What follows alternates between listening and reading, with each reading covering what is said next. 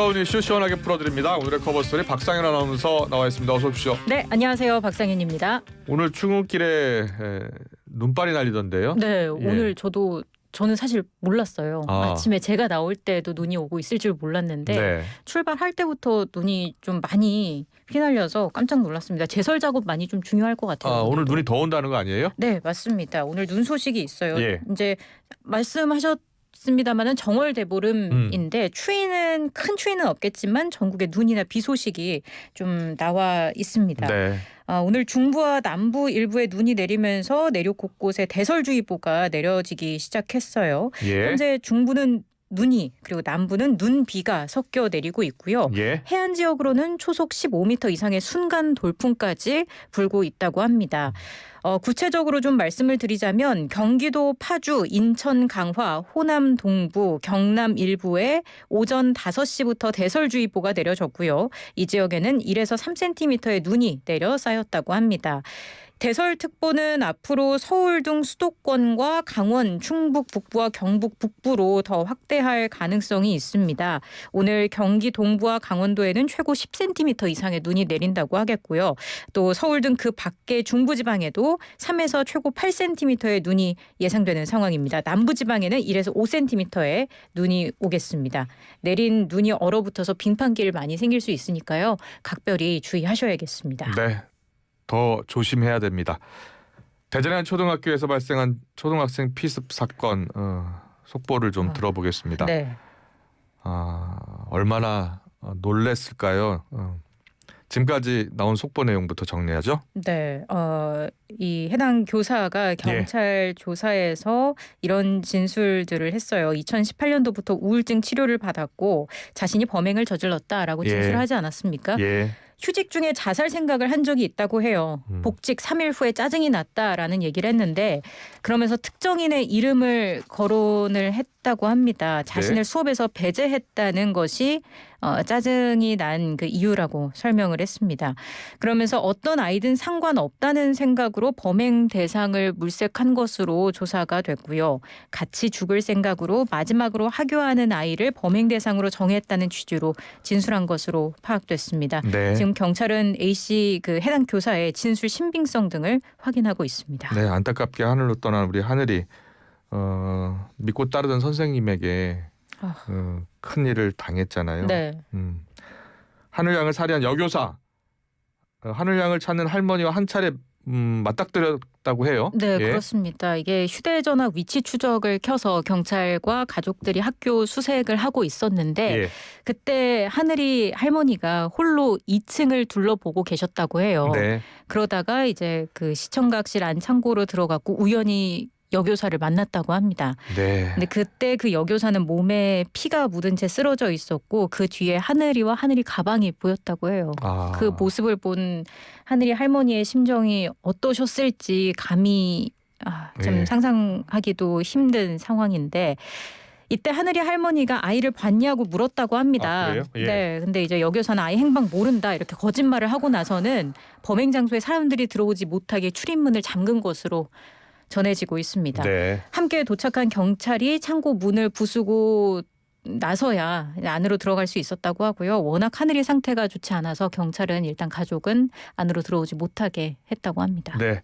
자, 경찰은 해당 여교사에 대해서 강제 수사에 나섰죠? 네, 어제 해당 여교사에 대한 체포영장과 압수수색 영장이 발부됐습니다. 경찰은 조만간 건강이 회복되는 대로 여교사의 건강이 회복되는 대로 신병 확보에 나설 것으로 보이고요. 압수수색 영장도 함께 발부가 됐다고 말씀드렸는데 경찰은 여교사의 차량과 주거지, 휴대전화, 병원 진료 자료 등을 확보한다는 계획입니다. 이걸 통해서 추가로 좀 들여다볼 부분이 많은 것 같습니다. 네. 여교사가 범행 대상을 물색한 범위, 또 시청각실 창고를 범행 장소로 택한 이유, 또 복직 후의 학교 생활 상황이라든지 범행이 계획적이었는지 여부 등을 많이 좀 들여다보게 될 것으로 보입니다. 네. 경찰이 지금 신상 공개도 검토하고 있는 거죠? 네, 맞습니다. 이게 그 현행 특정 중대 범죄 피의자 등 신상 정보 공개에 관한 법률 제4조를 보면 4가지 조건이 있어요. 네. 일단 첫 번째로 범행 수단이 잔인하고 중대한 피해가 발생했을 경우, 두 번째는 피의자가 죄를 범했다고 믿을 만한 증거가 있을 경우, 예. 세 번째 국민의 알 권리 보장을 위한 경우, 마지막으로 피의자의 재범 방지 등 공공의 이익을 위해 필요할 경우, 이렇게 4가지 조건을 충족을 하면 피의자의 신상을 공개할 수 있습니다. 그래서 이게 어떻게 될지 좀 뉴스를 계속 봐야 할 것 같고요. 예. 참고로 하늘양 아버지가 간곡히 호소를 하셨습니다. 네, 어떤 내용입니까? 앞으로 제2의 하늘이가 나오지 않게 정부가 하늘이법을 만들어서 심신미약 교사들이 치료받을 수 있게, 또 하교하는 저학년생들의 안전을 책임질 수 있게 해달라, 이렇게 당부의 말씀을 남기셨고요. 네. 또 그분에 대한 학교 책임을 강력하게 기사로 써달라고 부탁을 하셨습니다. 며칠간만이라도 뉴스 특보에 나오기를 바란다 말씀을 하셨어요. 이 언론의 역할도 굉장히 중요할 것 같다라는 생각을 합니다. 네. 많이 슬프실 텐데 아프고요. 네. 하늘의 친구들을 생각해서 제2의 하늘이가 나오지 않도록 네. 해달라는 호소였습니다. 잘 들었습니다. 저희도 더 노력하겠습니다. 네. 어제 윤 대통령 탄핵 심판 7차 변론 기일이 있었습니다. 쟁점별로 살펴볼까요? 네, 일단 크게 보면은 2가지로 좀 정리를 해볼 네. 수가 있을 것 같아요. 첫 번째는 비상계엄 선포 절차의 정당성과 실행 과정의 불법성, 예. 이거를 좀 따져봤고요. 두 번째로는 이제 부정선거 의혹 관련해서 많은 질의가 집중이 됐습니다. 네. 증인별로 나눠서 좀 설명을 드릴게요. 그렇게 하죠. 네, 먼저 이상민 전 장관이 증인석에 나왔습니다. 네. 비상계엄 선포 전후 상황, 그리고 윤 대통령의 지시 등에 대해서 진술을 했는데, 윤 대통령이 계엄을 선포하기 전에는 오래가지 않을 거다라고 설명했다고 주장을 했고요. 예. 또 계엄이 해제된 뒤에는 빨리 해제돼 다행이다라는 말을 했다고 또 진술을 했습니다. 윤 대통령이 그동안 비상계엄 선포가 경고성이었고 아무런 일도 일어나지 않았다라는 주장을 해오지 않았습니까? 예. 이와 좀 상통하는 진술로 볼 수가 있습니다. 그리고 이 전 장관은 윤 대통령에게 직접 계엄을 만료하는 의사를 전달했고, 한덕수 총리도 2-3번 집무실에 들어가서 윤 대통령과 얘기했다고 증언을 했어요. 예. 비상계엄 선포에 대해서 찬반을 명확히 밝힌 국무위원은 없었지만 전반적으로 우려를 전달했다고 하고요. 언론사 단전 단수 조치와 관련해서도 어떤 증언이 나올지 어제 많은 관심을 모았는데 여기에 대해서는 일단 상황 설명이 필요하다라고 하면서 길게 설명을 했습니다. 예. 좀 살펴보면 대통령실에 들어갔을 때 소방청장이라는 머릿말, 그리고 언론사 이름이 적힌 쪽지를 멀찌감치해서 얼핏 본 기억이 있다고 한 거예요. 그래서 비상계엄을 만료하려고 대통령실에 들어갔을 때 그 짧은 순간에 본 거라고 했는데, 그 문건이 어떤 맥락에서 작성됐는지는 알지 못한다고 했습니다. 예. 그러면서 이제 차 안에서 그 쪽지가 떠올랐고, 혹시라도 무리한 조치가 실행이 되면 국민 안전에 문제가 생길 수 있다고 생각을 해서, 그래서 소방청장에게 전화를 했다고 합니다. 국민의 안전을 최우선으로 고려해달라고 당부했을 뿐이다. 예. 라고 하면서 다시 정리를 하면 소방청장과 통화한 사실은 인정을 하면서도 예. 단전 단수를 지시한 건 아니라는 입장을 밝힌 겁니다. 네. 지난번 소방청장이 국회에 나와서는 그렇게 기억하고 있다라고 했던 것 같은데요. 네. 좀 다르네요. 다른 증언을 한 그렇습니다. 거예요. 예.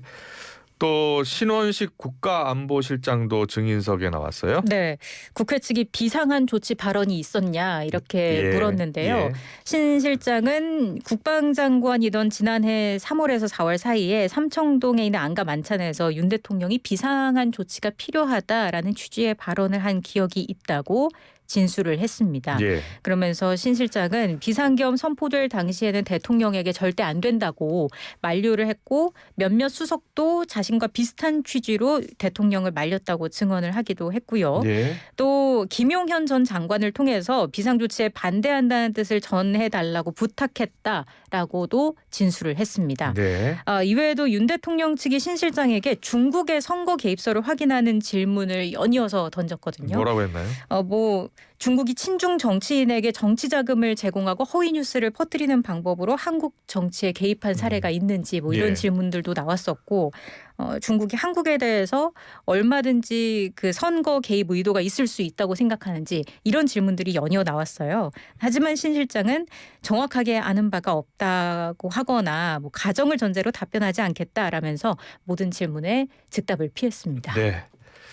그리고 어제 또 백종욱 전 국정원 3차장 또 선관위 김용빈 사무총장이 나왔어요. 네. 부정선거 의혹 관련 질문이었죠? 네, 맞습니다. 백 전 차장은 선관위에 대한 보안 점검이 이뤄질 당시에 국정원에서 관련 업무를 담당하고 있던 인물인데요. 백 전 차장은 선관위 시스템이 최고의 보안 수준이 유지되고 있을 거라고 생각을 예. 했었는데 여러 취약점이 있었다 이렇게 밝혔습니다. 그러면서 부정선거가 이어지려면 많은 사람이 조직적으로 해야 하는 거 아니냐라는 질문이 국회 측에서 나왔는데 백 전 차장은 이에 대해서는 대답을 하지 않았습니다. 부정선거 관련 부분은 점검하지 않았기 때문에 이것만 가지고 부정선거를 같이 보면 안 될 수도 있다 이렇게 언급을 했고요. 네. 또 중앙선관위 김용빈 사무총장 관련해서는 그동안 이 사무총장이 국회에 나와서 여러 차례 부정선거가 없었다라는 취지로 그 이야기를 해왔는데 어제도 국정원과의 합동보안 점검과 관련해서 이런 얘기를 했어요. 당시 모의 해킹 환경을 구성한 거고 실제 상황에서는 데이터 조작이 불가능하다.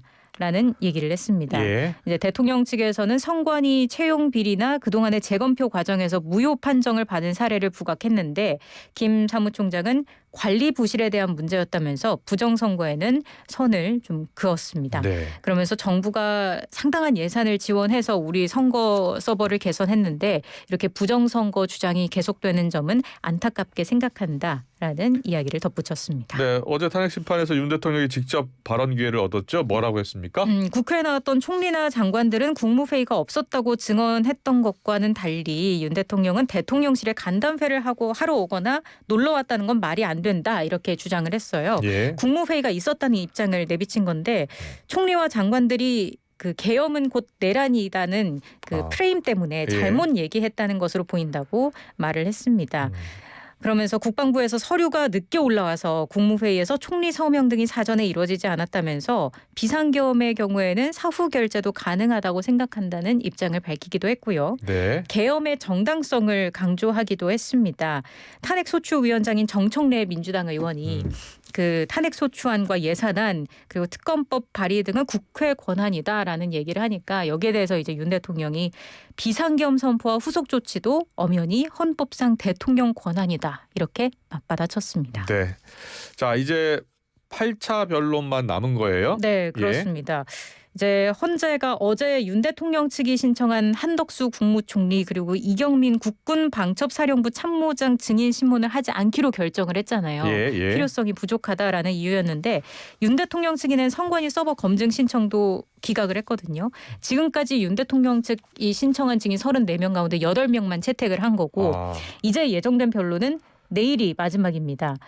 변론 추가 지정 여부에 대해서는 아직 정해지지 않았는데 만약에 남은 증인 신청이 모두 기각이 된다면 이르면 다음 주중에 변론이 종결이 될 것으로 보입니다. 네. 일단 윤 대통령에 대한 직접 신문과 최후 진술 등 이런 절차로 13일 이후에 한두 차례 변론만 더 잡으면 돼서 이렇게 된다면 2월 말에서 3월 초에 선고를 내게 될 것으로 보입니다. 네, 잘 들었습니다. 계속해서 어제 국민의힘 권성동 원내대표요. 교섭단체 대표 연설을 했어요. 네. 네, 주요 내용 짚어주세요. 우선 비상계엄 사태부터 대통령 탄핵소추, 구속 기소까지 집권 여당으로서 책임을 깊이 통감한다 이렇게 사과를 했습니다. 비상계엄은 납득할 수 없는 조치였다면서도 이런 불행한 사태가 벌어진 원인으로 거대 야당의 입법 폭거를 지목을 했는데 그 민주당과 이재명 대표를 비판하는데 굉장히 많은 시간을 할애하기도 했습니다. 이후 민생 추경과 개헌 의제도 거론을 했습니다. 추경을 반대하지 않는다면서 논의 가능성은 열어뒀는데요. 하지만 분명한 원칙과 방향이 전제가 돼야 한다라는 조건을 달았습니다. 제왕적인 대통령과 의회의 권력을 나누는 분권형 개헌도 논의하자고 제안을 했고요. 이 밖에도 준연동형 비례대표제 폐기, 선거구제 개편을 핵심으로 하는 선거법 개정과 반도체 특별법 처리 필요성도 주장을 했습니다. 네, 민주당 반응은 어땠습니까? 당 논평을 통해서 매우 실망스럽다. 참담함을 넘어 분노마저 인다. 이런 반응을 보였습니다.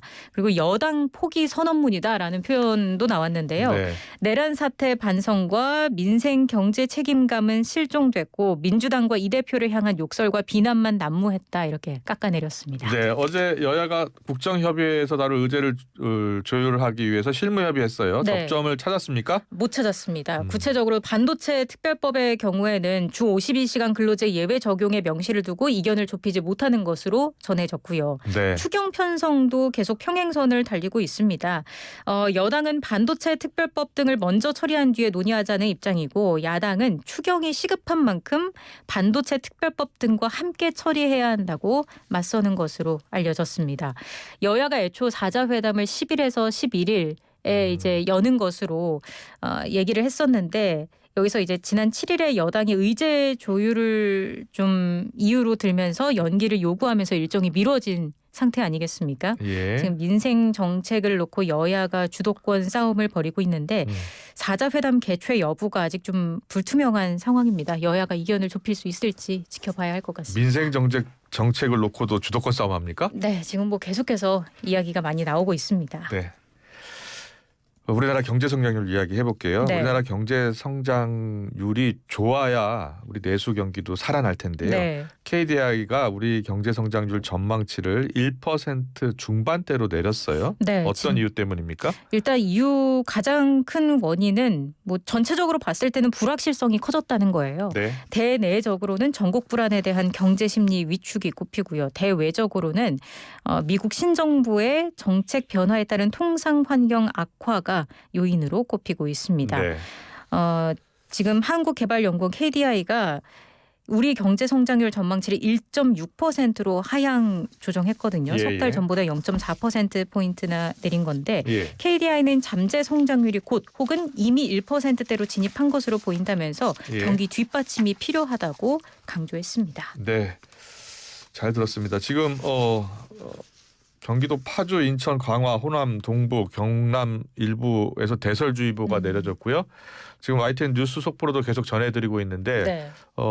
교통사고도 잇따르고 있습니다. 철저히 준비하고 집에서 나오셔야 될 것 같습니다. 잘 들었습니다. 박상현 아나운서와 함께했습니다. 고맙습니다. 네, 고맙습니다.